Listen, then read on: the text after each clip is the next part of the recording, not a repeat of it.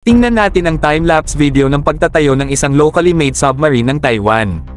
Hindi talaga madali ang pagtatayo ng isang submarine mga bro. Kailangan ng napakalaking kasanayan, galing sa engineering, at matinding determinasyon. Pero alam nyo ba, nagawa ito ng Taiwan?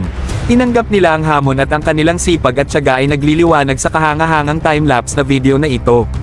Ito'y patunay ng talino ng tao at ng kapangyarihan ng determinasyon. Ngayon, isipin natin sandali kung paano kung ang Pilipinas ay susubok din sa ganitong landas. Paano kung pag-aralan natin ang posibilidad ng lokal na produksyon, lalo na sa larangan ng submarine?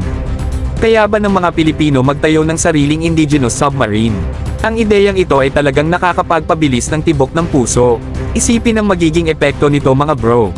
Isipin ang isang hinaharap kung saan ang Pilipinas ay makikilala bilang isang bansang kayang magtayo ng sariling mga submarine. Hindi lang ito tungkol sa tagumpay sa teknolohiya, kundi pati na rin sa impluwensyang magiging nito sa ating ekonomiya, sa ating kakayahan sa depensa, at sa ating pambansang dangal. Ang pagtatayo ng sariling indigenous submarine ay magbubukas ng maraming oportunidad para sa ating mga inhinyero, mga siyentipiko, at mga manggagawa sa barko. Ito'y magpapalaganap ng espiritu ng inovasyon at maglikha ng isang malakas na ekosistema ng lokal na kasanayan.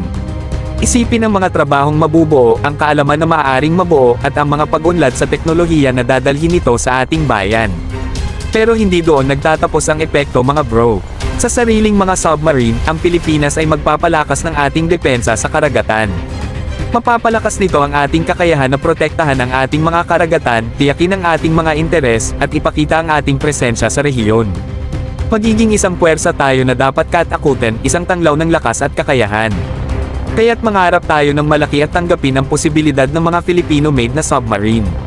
Paalabin natin ang apoy ng kuryosidad, palakasin ang pag-aaral at pagpapaunlad, at mag-invest sa ating lokal na talento. Magkasama nating bubuksan ang potensyal na ating mayroon at mag-iwan ng matagalang epekto sa kinabukasan ng ating bansa.